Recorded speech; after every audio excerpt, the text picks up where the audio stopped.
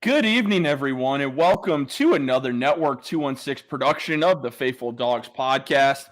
I am Tyler Johnson, joined by Zach DeFranco and Mr. Eddie McDonald. Gentlemen, how are you doing on this Wednesday evening? It's a nice fall Wednesday, and you know what? We get to celebrate a Browns victory. How are you guys feeling tonight? I was telling Eddie before the show, I'm like, the 1 week I picked the Browns to lose. Like, what are the odds? But hey, I'm happy we were wrong. I really am. I mean, what a football game we got to watch Sunday. I mean, just the grit from that team. We're gonna get into it, but dude, that was probably one of the most exciting games that I've watched as a Browns fan in a very long time. Eddie, you're muted, bro.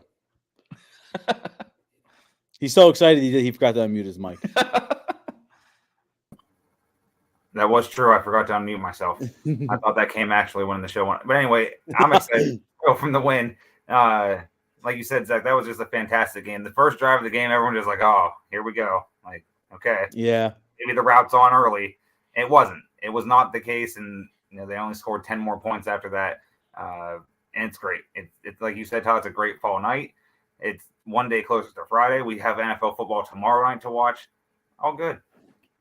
Yeah, man, it's a lot of fun, a lot of great things to talk about tonight. Of course, before we do, as a reminder, everyone, as always, drop a like on tonight's video. Help that YouTube algorithm grow for Network 216. But also, if you haven't yet subscribed to the channel, you can do so for free. We are trying to reach 3,000 subscribers before the end of the year.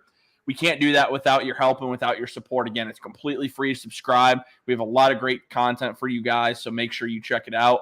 Also, be sure to check out the show on the Lockerverse app. And right now on Lockerverse, every single week, QB1, Deshaun Watson has his weekly show with quarterback coach Quincy Avery, Quarterback Takeover. You want to make sure that you guys check that out. There are new episodes for you every week that are only available exclusively on the Lockerverse app.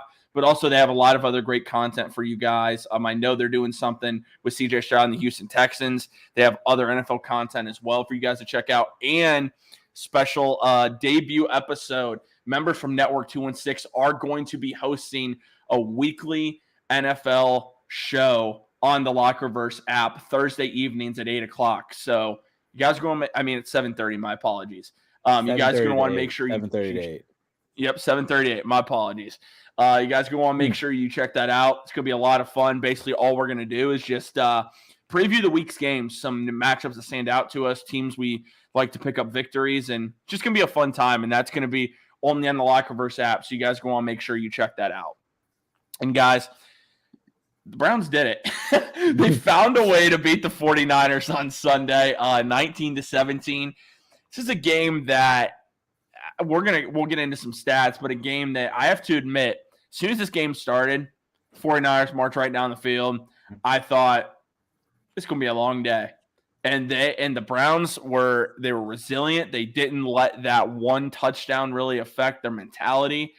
And once again, this Browns defense just proves that they are the best in the league. What are your guys' takeaways from this game?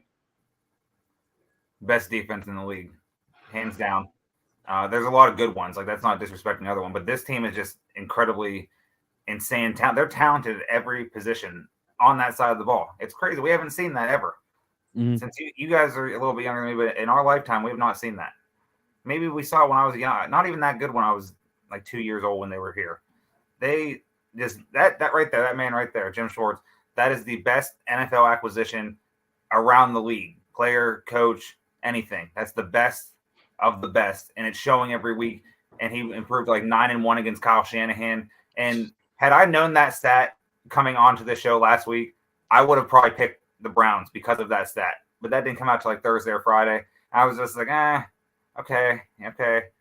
Hopefully they do it, and they did it. And they shut down. I don't care about the injuries that they suffered. We had our own injuries.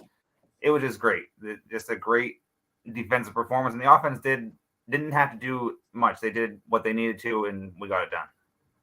Yeah, I think that's like, I mean, man, the anomaly that was that Ravens game, just because of everything that transpired leading up to that week and not knowing who your quarterback was going to be, and the fact that we can put that behind us, you can put that behind us now, and now just the way they came out and just played, dude. Like that was just one of those games that the defense needed to prove that they were for real, because they were being told, oh, you play the 27th best offense. Oh, you play the 28th ranked offense. Oh, you play the 29th ranked. All week, it was just a bunch of jabber about how, oh, they haven't played real talent. Okay, well, here come the San Francisco 49ers, who have probably the best offensive coach in the NFL, probably the best head coach in the NFL right now.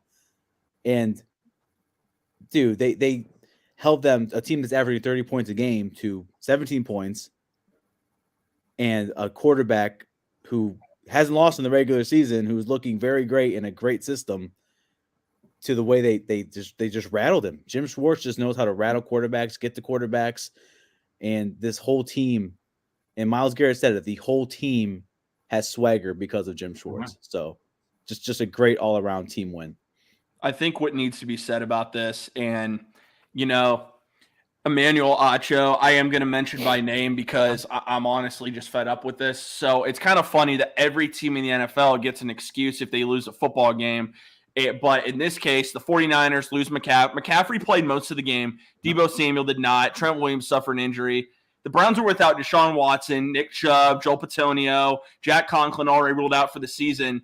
And yet Emmanuel Acho is saying, oh, 49ers, yeah, they'll be fine and all that, not giving any credit to the Browns whatsoever. You know what? It's okay to give credit where it's due. I understand that people hate the Browns because Deshaun Watson is the face of this franchise, and you're never going to want the Browns to succeed, which is fair enough.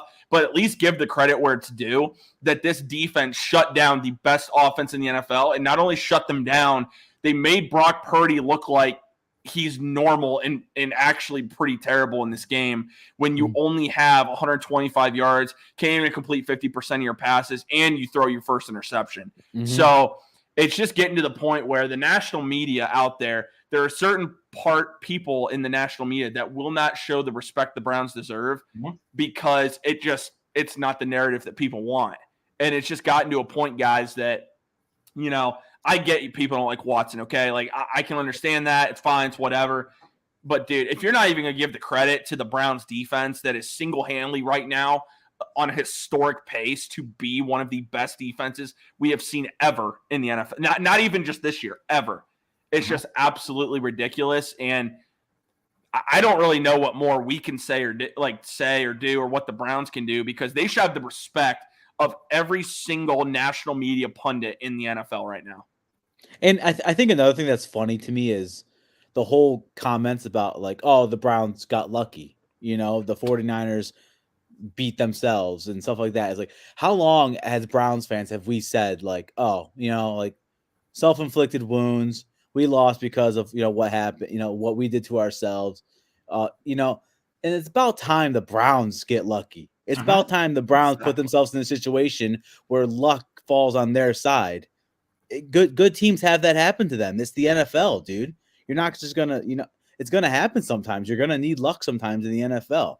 You're playing against the best athletes in the world, and it's just amazing how it's just all twisted because, oh, the 49ers, the darlings of the NFL lost, and the Jets did it to the Eagles as well. It's I don't know, man. It's frustrating to say the least, but it's funny to see that they still won't put the respect on our name just because of a quarterback that they don't want to respect. And like, it was just a great thing to watch. It seriously was. Yeah, and where it's even funnier is the parallel of, you know, the Browns and Jets. They're teams that, you know, lose these type of games, and like what the Browns lost to the Jets last year. They both knock off the last two unbeaten teams, and, you know, there's excuses for the 49ers, but for the Jets, it's like the media is trying to will Aaron Rodgers back from his Achilles tear and like, his magical playoff run. And if he does, hats off to him. I don't foresee that happening, but I'm not a doctor and I don't practice modern medicine, so more power to him. But there is that excuse for the Browns. Oh, the 49ers got hurt. And every time, like you said, Tyler, no, all pros at positions, quarterback, right guard, right tackle, he's already gone, running back. So that's 4 or 5 all pros right there. And then everyone's like, oh, they were going before that. They knew that. Okay, well, the Browns didn't know Deshaun Watson wasn't starting until like Thursday or Friday, which I'm glad they announced it ahead of time. But they still have those injuries affect them. They're starting a rookie this year, and he is doing fantastic. I think you tweeted out, Tyler, the other day that he's handling some of the best defensive linemen in the league, like not with ease, but like he's holding his own against the major players, and that's impressive. And then you still have an offensive line that's still trying to find itself. They're still sort of like together, but they found a way. And there's no credit for that. There's no credit to Jedrick Wills, who played actually the best game he's played in all the season this year. And I think it was his highest graded PFF game since like week 8 last year. Mm-hmm. So there's no credit there for just the Browns playing this much better. And luck has everything to do with it. Sometimes you got to be lucky to be good. And Jack was talking about last week that Brock Purdy gets lucky on a lot of plays. And this time the Browns made him pay at least on one of those when Martin Emerson picked him off. And they're talking about the whole team, and there's a new vibe. That Boombox video with the 50 Cent song playing, dude, I'm watching that every single morning. Dude, the fact that they, like, just that alone, that confidence and swagger to do what the 49ers do before every single game, to come out and just say, like, you know what, this is ours now. And then Juan Thornhill on Twitter saying, you know, this is our pregame thing now. Like, we're taking it from y'all because we beat you guys. Like, this team is just ready for all the defense alone is just ready for anything coming their way, all the smoke, the pregame scuffle that happened. They weren't backing down the people. Like, this team is just ready for anything and everything. And the fact that you beat arguably the best team on the schedule this season, with PJ Walker starting at quarterback, you found a way to get it done. Now, if you get 4 back starting next week or in a few weeks, guys, like, we're seriously make a serious push for this thing. I'm telling you right now. Oh, absolutely. Absolutely, man. The one other thing that came away from this game, and it has to be addressed because, you know, there are plenty of fans out there that were waiting. When's Kevin Stefanski going to have that signature moment as Browns head coach? When is he going to have that signature win? I need to ask you guys this because maybe you can help me understand, because how can fans not credit the head coach when the team after the bye week beats the best team in the NFL? But because he didn't call a perfect game plan. Oh, wow, that's a news flash. Not every offensive coordinator in the league calls a perfect game. Did Shanahan call a perfect game plan? Shanahan was awful. But also he's with an XFL quarterback, backup running back, backup right tackle, and on top of that, like, I mean, honestly, guys, what more does Kevin Stefanski have to do to get credit from this fan base? Because I'm convinced at this point, I'm not saying everybody, there is a portion of this fan base, and if you're in the chat or if you're listening somewhere else, you know who you are, that you just want this guy to fail so that we can fire him. Or basically, you just want anybody to be head coach that isn't Kevin Stefanski. And to be quite honest, it's ridiculous. Like, because this guy has done all he can, and again, he's overcome a lot of odds throughout his time as Browns head coach. Has a winning record this year, has the Browns exactly where we need to be, beat the best team in the league, and it gets no credit for it. It's just mind-blowing to me. Yeah, it is mind-blowing. And to those people, and it's not everyone like you said, but to those people that are like looking for outs for him after this win, this massive win that not many people, the 3 of us did not have them having a chance in this game. We all picked against them. And that's not because we don't love the team. It's because we just thought realistically, okay, hey. The odds were stacked against them. Literally, they were. And then they came in, and the punches were thrown pregame, like you said. And the Browns just came back and just kept punching them in the mouth. And they were getting counterpunched, and boom, they're just punching back and back. And that's because of Stefanski. And then we see in the locker room after the game, everyone's rallying around Kevin Stefanski. There's rarely been bad things said about Kevin Stefanski. And even across the league, a lot of players see him. That's why Deshaun Watson came here, because of his play calling. And the fact that he doesn't get the credit after this, that's insane. Because if they would have lost, they would have been coming for his neck 10 ways to Sunday. And I'm tired of hearing the Denny's thing, because if you don't watch games outside of Browns games, that's fine. But the rest of us do. And most every coach has exactly one of those. It's a big laminated sheet that's color coded and everything. They have a Sharpie right there. Boom, boom. All right, we're running this. But this man deserves a ton of respect. Going into this game, no one really gave him a chance. They went toe-to-toe. They showed they have the best defense in the league. They won with a XFL MVP caliber quarterback. XFL. He's played 7 games prior to that in the NFL. Lit up the XFL. And here he is leading the Browns. Did he make mistakes? Sure. And everyone called Stefanski an idiot because he threw that ball on second down. He That was not even Kevin Stefanski said he was not supposed to throw that. Dude, I could have told you that. Eddie, just by before that play happened, when you saw him, PJ Walker, he ran to the sideline and talked to Stefanski, and Watson even came right up to him. And literally, you could probably tell he mouthed it like, "Don't throw it. Just don't throw it. Just run, slide. If no one's there, just run and slide." He was there to just kill more time, And I get it. Maybe he should have just ran the ball again if that's the point. But, dude, he definitely was not supposed to throw that football. And Stefanski isn't one to really, after a game, throw any player under the bus after a game like that. But he literally said, like, yeah, PJ wasn't supposed to throw that football. And then PJ Walker came right to the podium after that and said, yeah, I wasn't supposed to throw that football. He was just trying to make a big play in a big moment.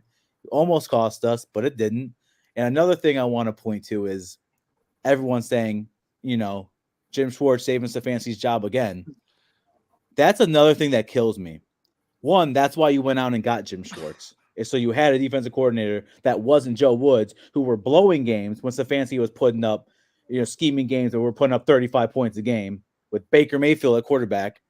Okay. Like, I'm sorry, but can this team just not make you guys happy? Is it just all miserable? Tyler, I know you say it all the time. Does everyone just want to be miserable, dude? It's just so hard to like really think about that. Like, yes, Jim Schwartz is scheming up great defensive game, and the team is rallying, and the defense is rallying behind Jim Schwartz, because that's why you went out and got Jim Schwartz as your defensive coordinator. So you can hold good offenses like the San Francisco 49ers to 17 points, so your offense has a chance to win games. That's why you did this. Yeah. God, it's just so confusing to me, man. What, do you want to go back to Joe Woods? Does Stefanski and the offense have to go put up 45 points a game in order to even have a chance? Right. Dude, it's frustrating. It really is, dude. Like, just enjoy a key win, a big win, a win that we did not think was going to happen. We thought we were going to be 2-3 right now, hoping Watson was coming back this week to push for a playoff spot. No, right now we're 3-2. The AFC North is a tough division. Bengals are starting to get back on their feet. Ravens should be 6-0, honestly, if you ask me right now. Yeah. And I don't even want to talk about the Steelers, dude. I don't know. They just find ways to win too. But yeah, I mean, I'm just saying, like, it's time to start making a push. And right now we should be sitting at 2-3, and we're 3-2, and fans are still complaining. I don't get it.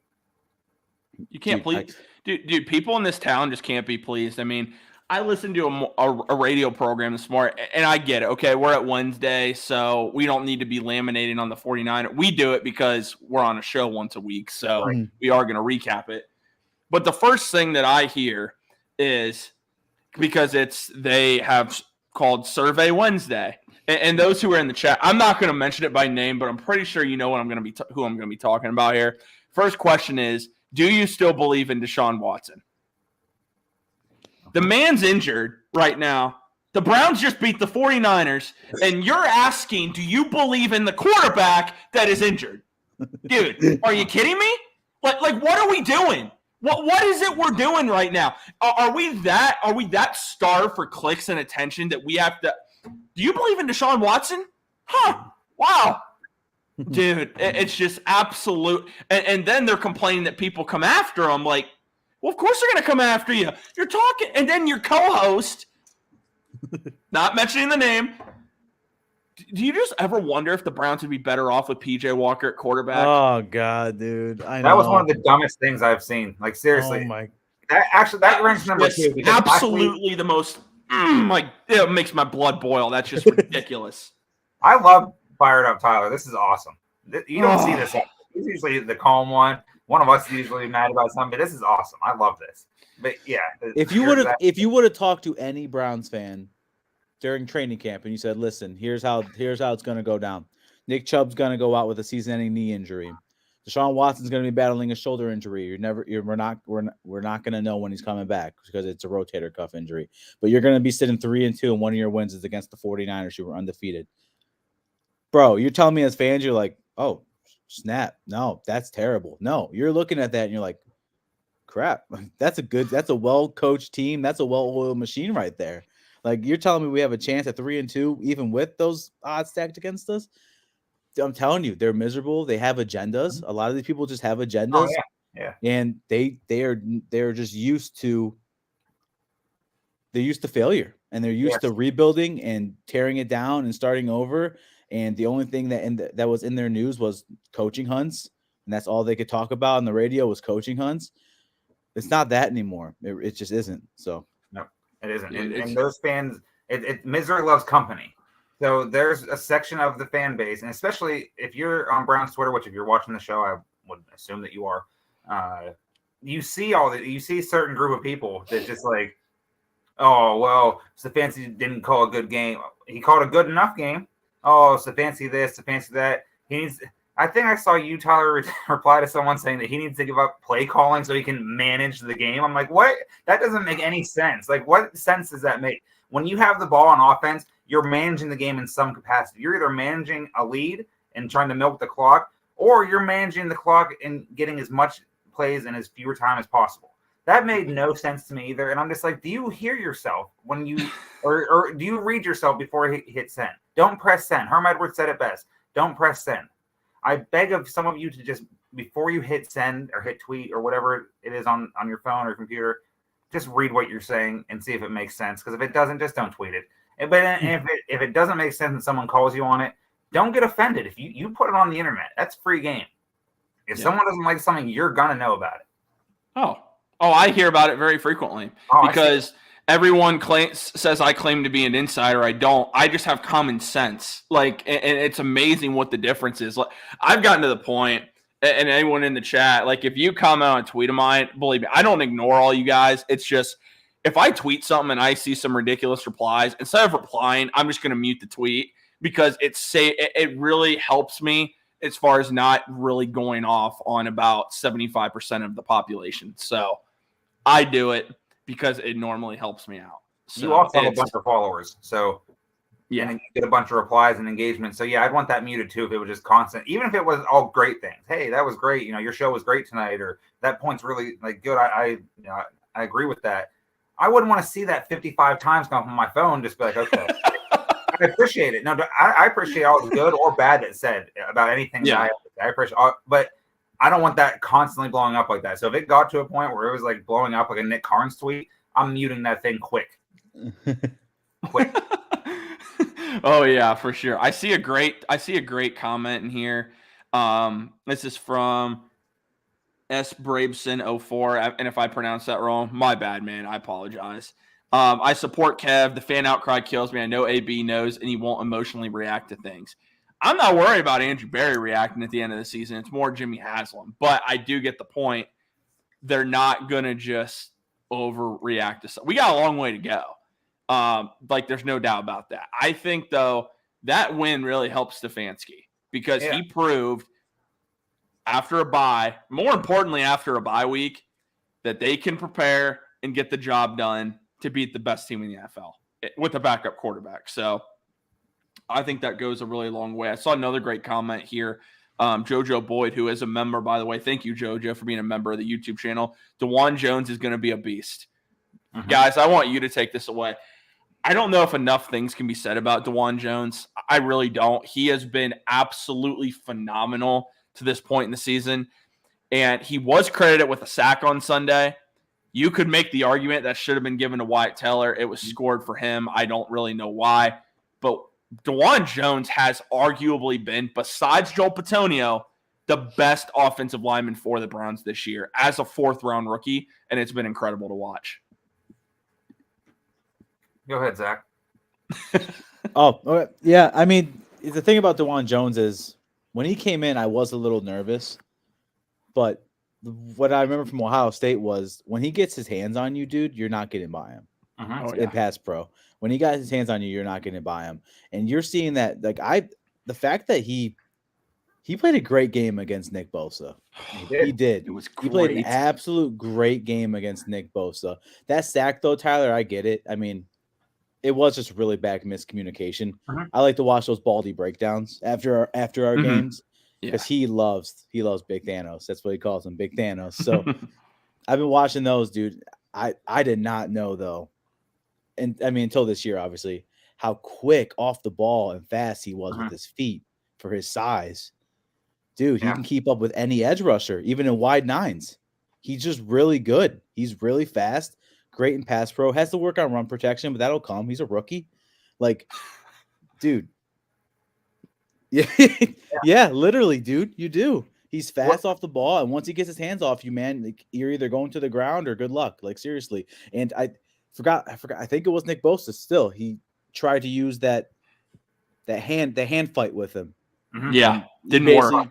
They just went for a dance together, dude. That's all it was, and it's just so fun to watch him play, man. It's really a breath of fresh air to know that you have Conklin go down and someone like, I almost called him Big Thanos. DeJuan Jones can go in there.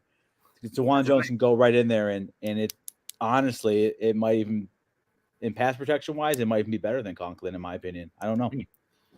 Yeah, what I love most about it is the fact he came into training camp, and a lot of people were excited because he's an Ohio State guy, and the Browns drafted him and whatnot.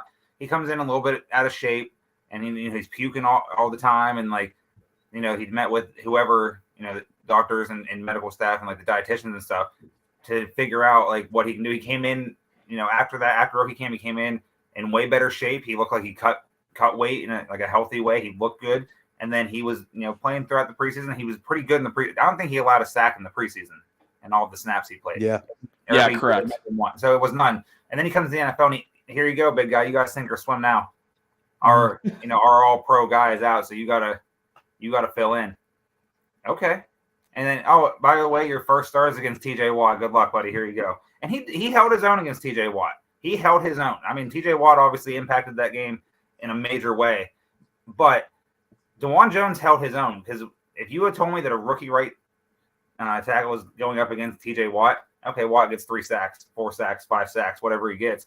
And he held his own. And then Bosa, I don't remember hearing his name that often throughout the contest. And sometimes we get the criticism over here for Myles Garrett. Just because you don't hear his name doesn't mean he's not making an impact. Bosa really wasn't making an impact. And that was because of Jones. That was because of Jones. So I was critical sort of Bill Callahan, because everyone wants to complain about Jedrick Wills and all that. And Bill Callahan's regarded as the best offensive line coach in the league. So why hasn't he been able to coach Jed up? And that may be a Jed issue, but that's a different thing. But he has coached up DeJuan Jones. So I will give him credit there.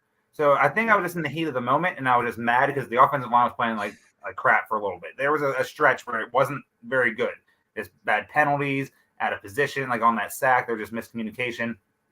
Then they just held with it, played for each other, and then kept going, and they ended up winning the game. So I'm real happy with DeJuan Jones right now, and he can only get better. He still hasn't even come close to anything close to his peak, and he's just going to keep climbing up. And as long as he does that and keeps whoever is behind him upright, the Browns are going to be fine.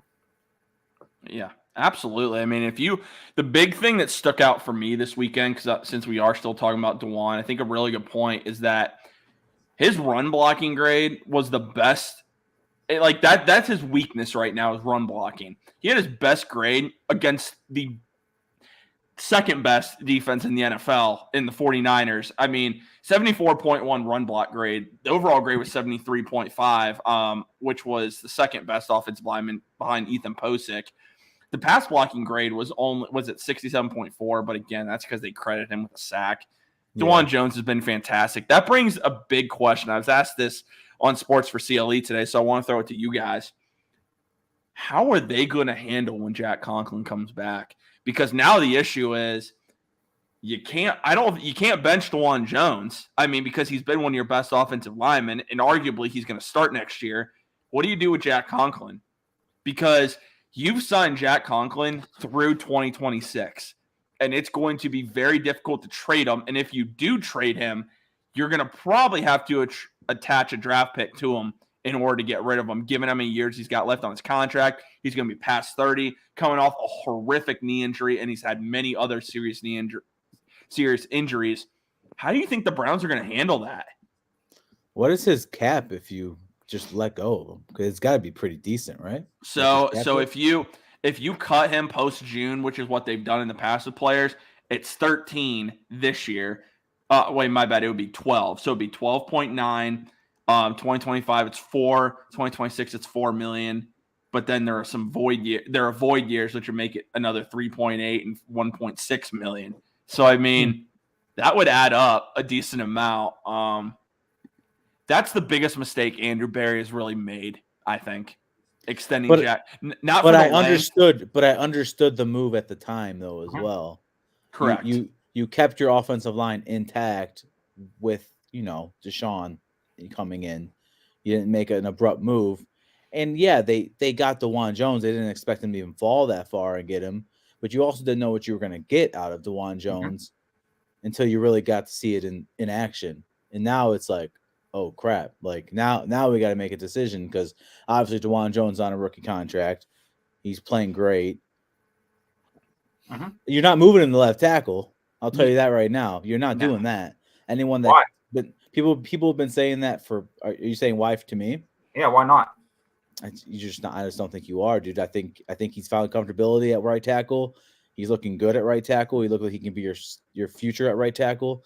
I just don't think you move him to the left side. I mean, if Bill Callahan wants to, more power to him. I just don't think that's the way they're gonna go. I don't know what they're gonna do at right tackle or left tackle. Excuse me, next year. If it's Jed, I think Jed's playing on his 5th year regardless. But if they think he's the future, we'll see. But it's a very big inconsistency there as well. But with Jed though, he just played his best game since like week 8. That was his highest. And that's why he keeps getting these shots. It's because he has games like that. But what's weird is like even he gives up. Let's just say he just gives up 1 sack. The fan base just goes nuts, and it's like, oh, we'll get him off the team. Okay, but first off, who you're replacing him with? Because this isn't Madden. We can't just make the trades that we all want. We all want. What's the dude's name from Denver? Garrett Bowles. Is that his name? Garrett Bowles. Yeah. We are like a lot of people want him to replace Jed, but that doesn't A, instantly mean success, and B, doesn't just make it happen just because we want it. We want a lot of things in life, and we can't have them. There's something I want in my life right now I can't have, but I have to be patient. And if the Browns are patient, maybe it pays off in the fact that either Jed plays better, like he did on Sunday, or they can move off him and get someone else. There's no answer for that yet, without it being like a hypothetical. Oh, trade for this guy, trade for that guy. It's just that easy to make trades in the NFL. It's not really that easy. There's not really many trades that are made. Like, it's not like the NBA or MLB or something like that. But Jedrick Wills, I think, can build off this. So the first 4 weeks wasn't that good. He was like the 71st ranked in pass or run blocking and like 58 in pass blocking or vice versa, whatever one it was. And then this past week he graded a 69, and he was explosive on blocking. Nice. And there was a couple of times when Jerome Ford got free on some of those runs late in the game. You see Jed, and the one time I was watching it, and you can literally hear Jed crack the dude. And that sprung him open for, it was like 12, 15 yards, whatever that run was. And I was like, okay, Jed. And then you see him down the field blocking and fully engaged. If we can get that effort from Jedrick Wills every week, then he's going to be just fine. And we're all going to look back and be like, oh, wow, we were just clowning that dude for no reason. At least that's my hope. I used to be the biggest Jed supporter. I'm sort of getting back to that after this game. I credited him. I even put it on Twitter, and I know what play you're talking about when he was running down the field blocking multiple guys. You know what? I gave him credit. I've been the guy that has for a while, especially recently, been like, you know what? I'm done with Jed Wills. I need Garrett Bowles. I still listen. Would I still like that pure upgrade that I know is an upgrade? I mean, yeah, I would. But at the same time, that game against the 49ers did get me like, okay, where's this guy been? Like, can I get this from now on? If I can get that from Jed Wills, I mean, I'm all for him staying. Like, that's the thing. If I need the effort, that's been my biggest thing with him this whole time. I don't like players that don't put in effort. And a lot of times, not always, when you watch Jed Wills, it seems to be effort. Like, he does, there's plays where, and he's not the only one, but there are multiple plays a game where Jed Wills looks like he's just quit or just gave up on the. If he doesn't do that and he shows that effort he shows against San Francisco, I'm on board. Seriously, I'm good. Yeah, play him on his 5th year. See if he can earn a contract, because at that point, he is one of the more cheaper left tackles in the league. So I want to see that. So yeah, Jeff might be right. I'm not sure on the Kareem Hunt touchdown, but that one on that Jerome Ford run that was great late in the game when even that excitement you saw out of Jed, like that's just what I want to see from him, dude. Just a give a shit factor. Yeah, it's like it seems like that's what it's been for me personally, is like just the lack of give a shit, and I saw it Sunday. I saw it and it showed. Yeah. He played with a motor. He played with a message to send. That's all. Yeah, exactly, Jeff. Again, he seemed fired up. And see, a lot of You times need that.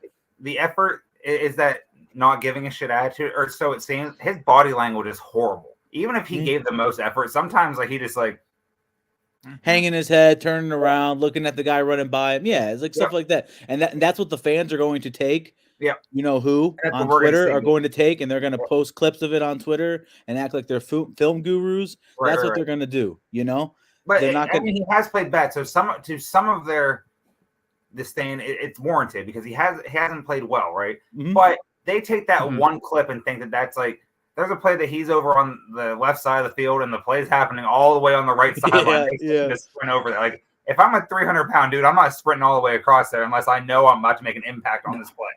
Like that's not what I'm doing.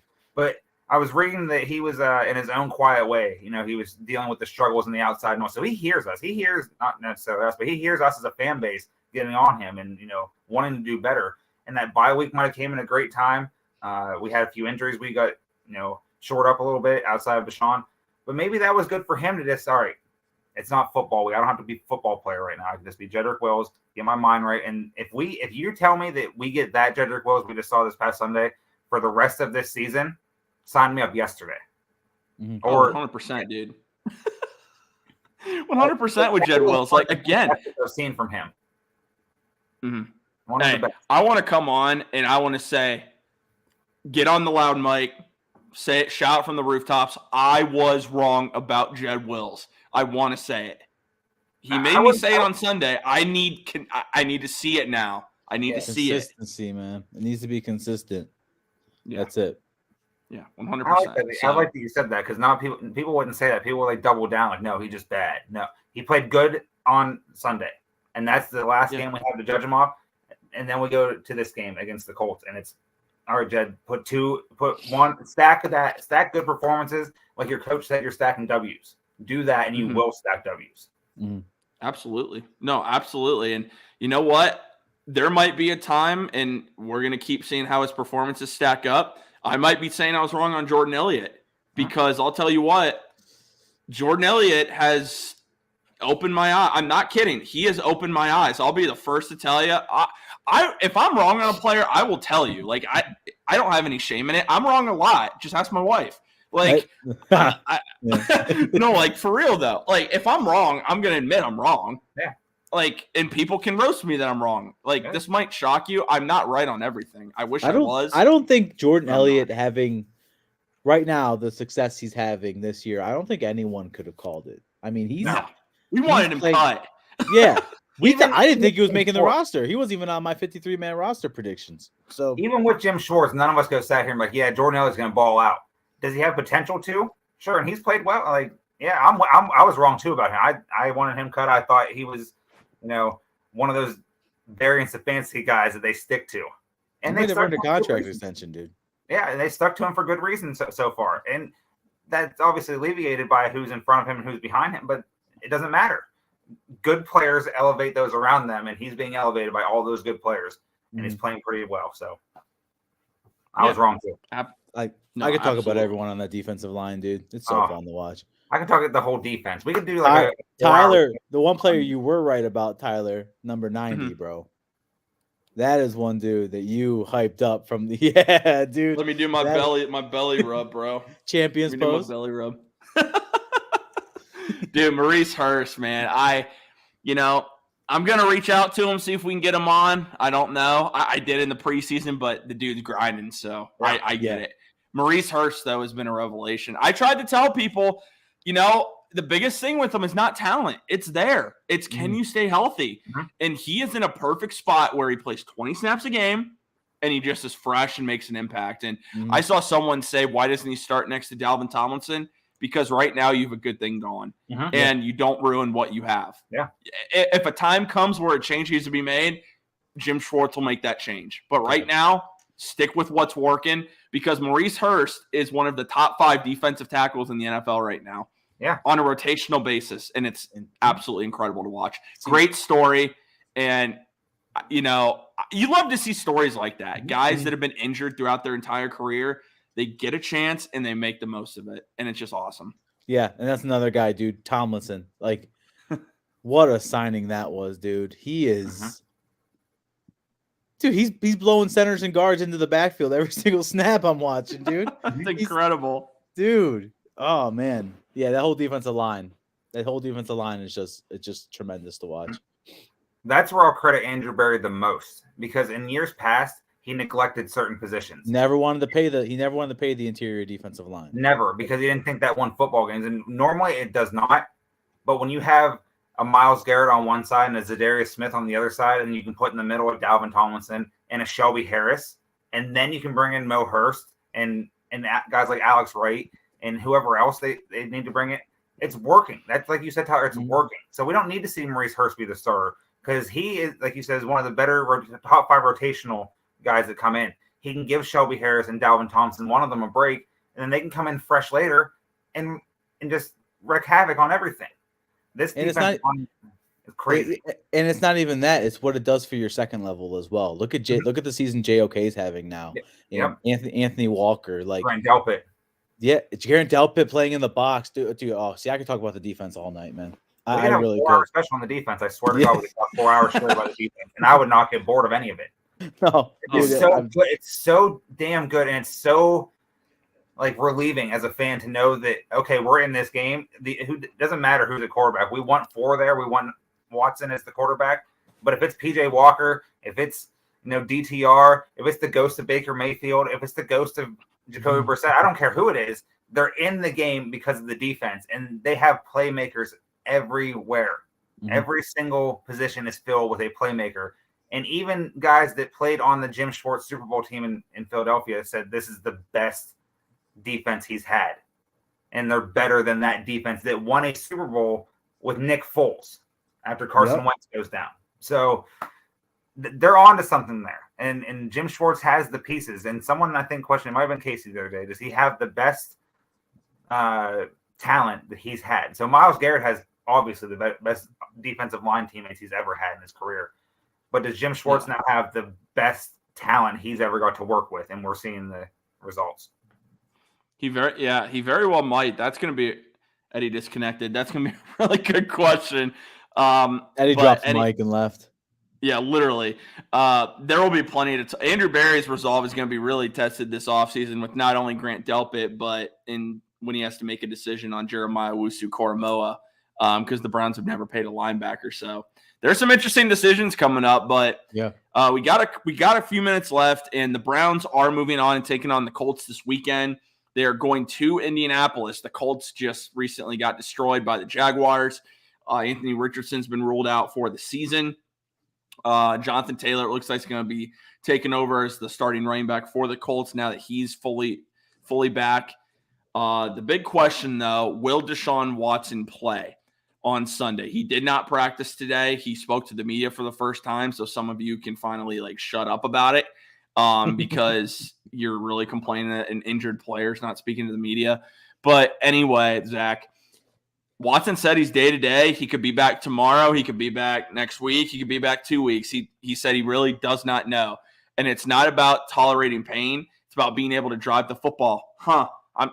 Wow, we needed him to confirm that, even though that's what they told us because people didn't want to listen. But anyway, if you were the Browns, how would you handle Deshaun Watson's situation? This Colts game is a big game for the AFC. You go to Seattle next weekend, an NFC opponent, and then you return home against Arizona. So if you were the Browns, how would you handle this situation with Deshaun Watson? See, that's for me. I don't know, because if say Deshaun's 75% this week, are you putting him out there knowing that your defense just came off one of their probably one of those performances where they're just going to feed off that the rest of the year? And PJ Walker, in the running game, and so they did their job. It wasn't pretty, but the offense did their job. So do you put a 75% Watson out there now? No, now the fans know it's a micro tear of his rotator cuff. That's not fun, and that is something that I don't know if Deshaun will ever be 100% the rest of the season. I don't know. I really don't. So he can come back and play. If that was the case, he'd be on IR. If he's going to be a week to week basis. They're saying day to day, but it's going to be week to week. So I don't know if Deshaun is 85, 90%, put him out there. I think if he's 75%, going into this weekend. I just say don't risk it right now. Get him ready for Seattle and just go from there, because I know it's tough.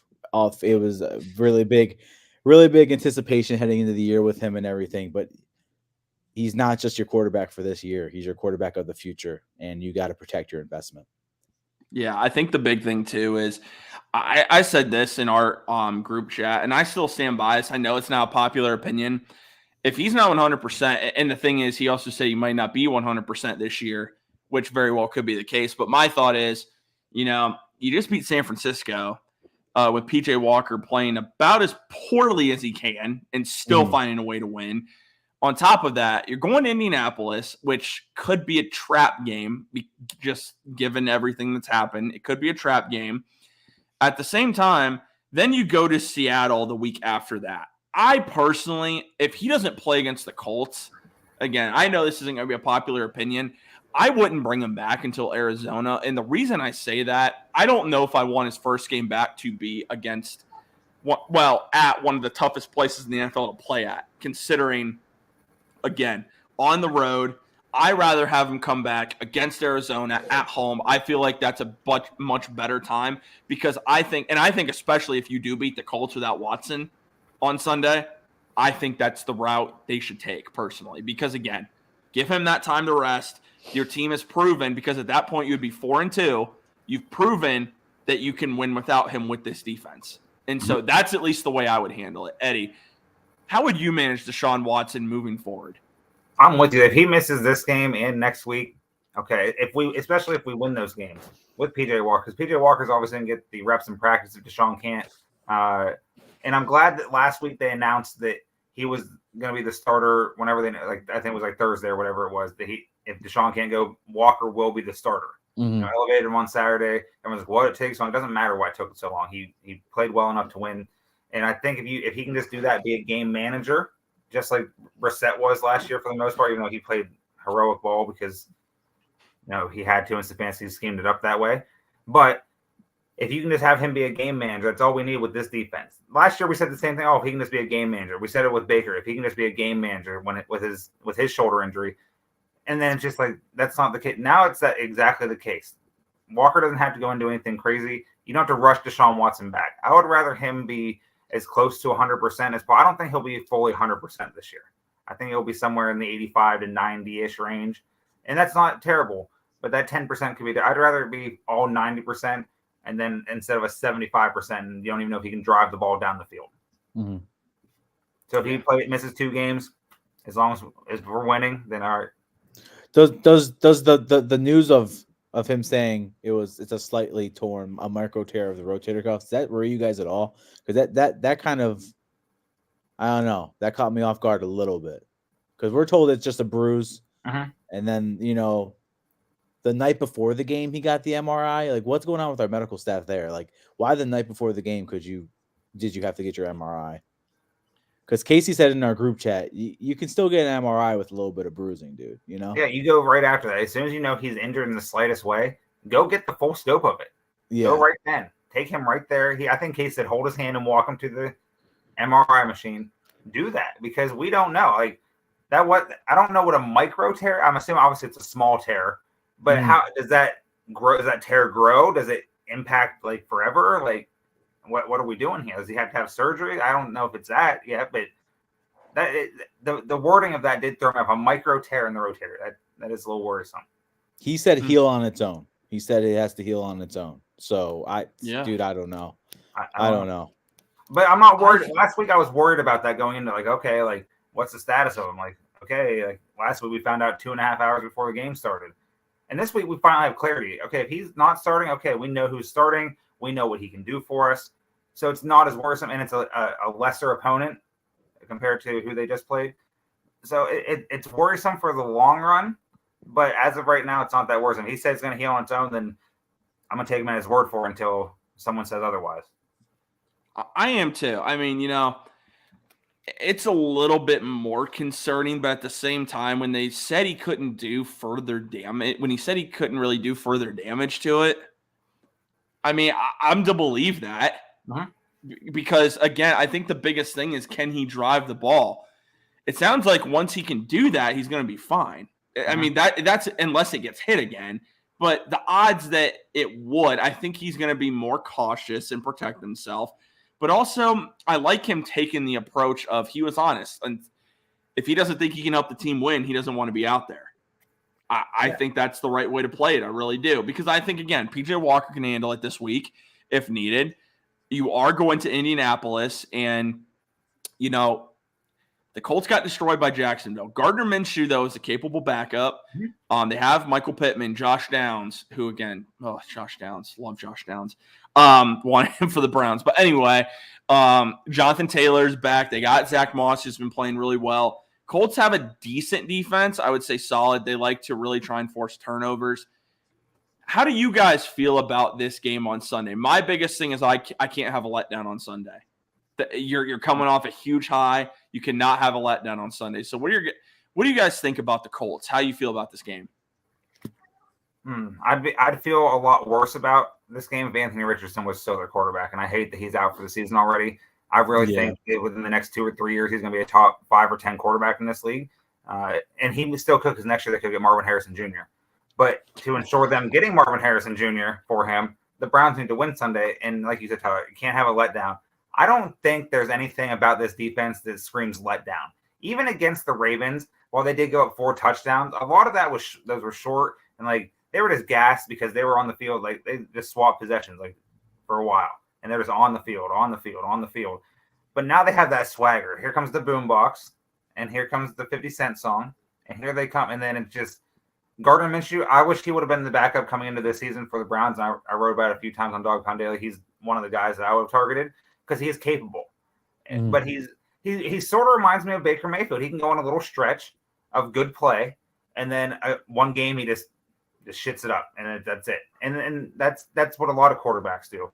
But I think the defense is too good for that. If they pressured Brock Purdy in the Kyle Shanahan design offense as much as they did 19 of 36 dropbacks, then I think they can get after Minshew more. I think they can get him down more than what they did Brock Purdy.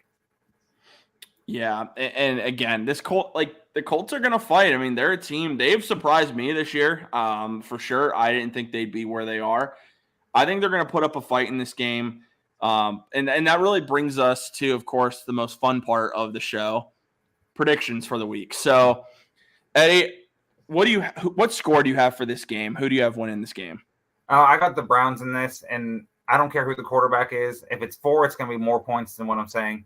Actually, I shouldn't say that because we don't know how he's going to play with first time back after this injury. But I'm going to go Browns 27 and the Colts.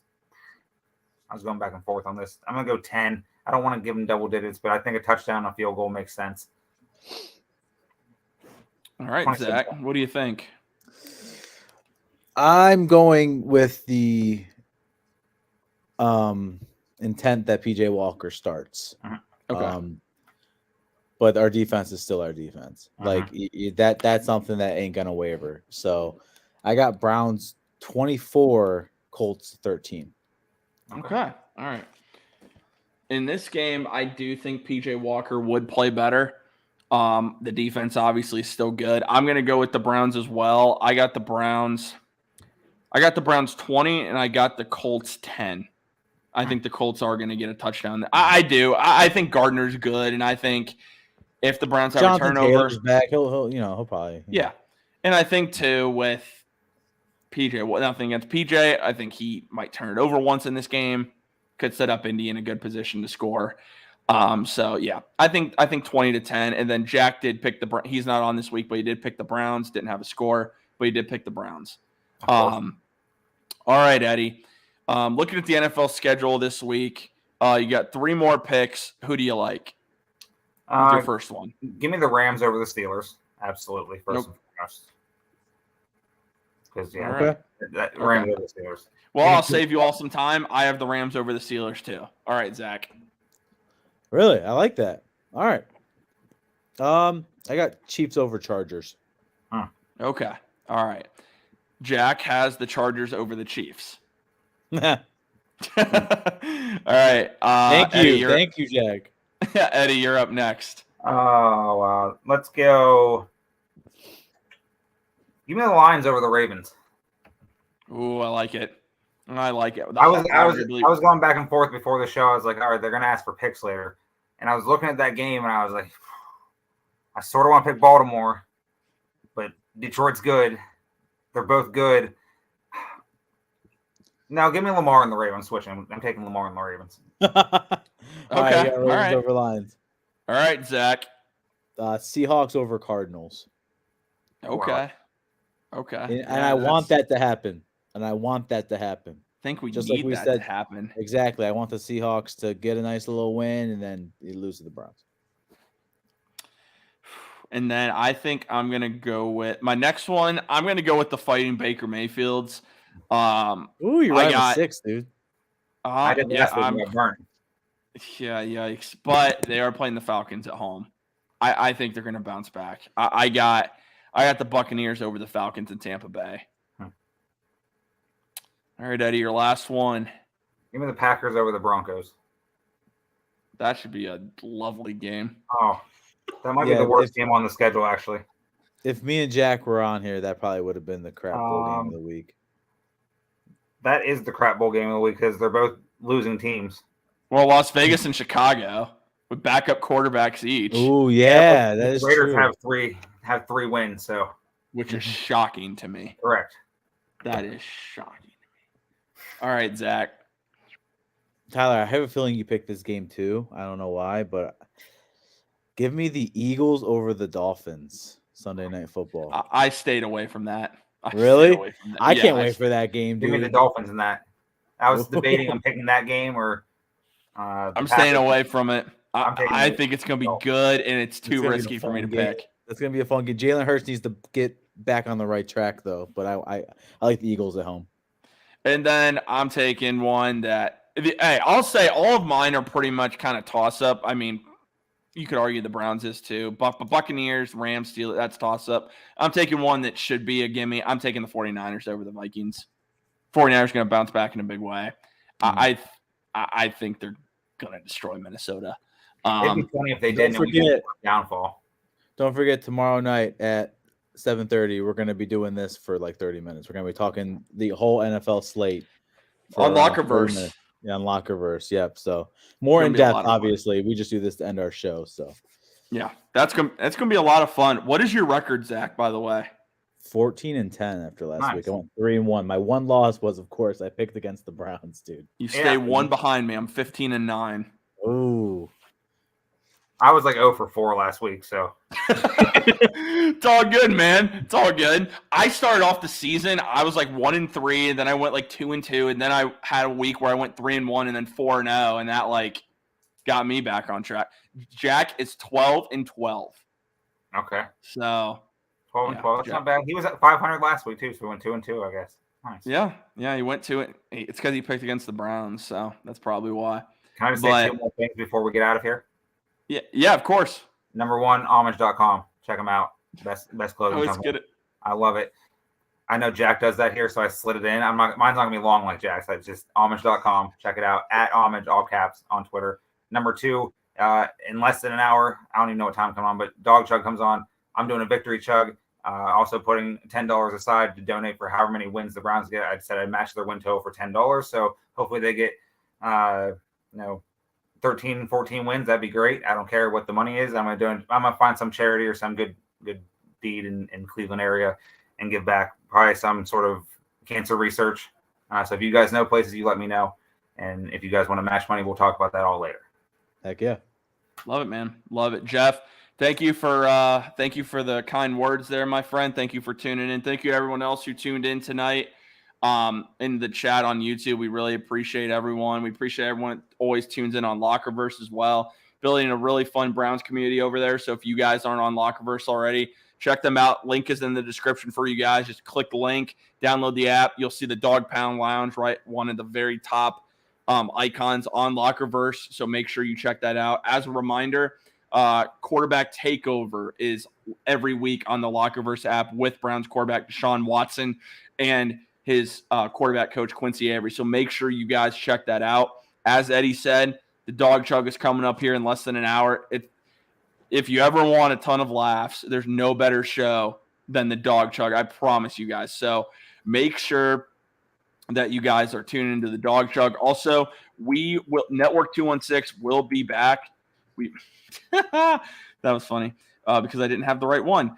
We will be back though on Sunday morning at 11 o'clock for our Browns versus Colts pregame show here on YouTube and Lockerverse. So make sure you join us for that. Going to be a lot of fun. Again, that's at 11 o'clock. We're going to post it. We're going to post it probably early. So if you have your notifications on, you'll get notified as soon as we're live. So bring your questions for us. It's going to be a lot of fun. Thank you, everyone that tunes into every single episode of the show each week. Appreciate every single one of you. And we can't wait to talk to you guys all again soon. And as always, go Browns, baby. Like, Browns. comment, sub. Jack's not here, so I have to do this part. Putting me on the spot. Go like the video.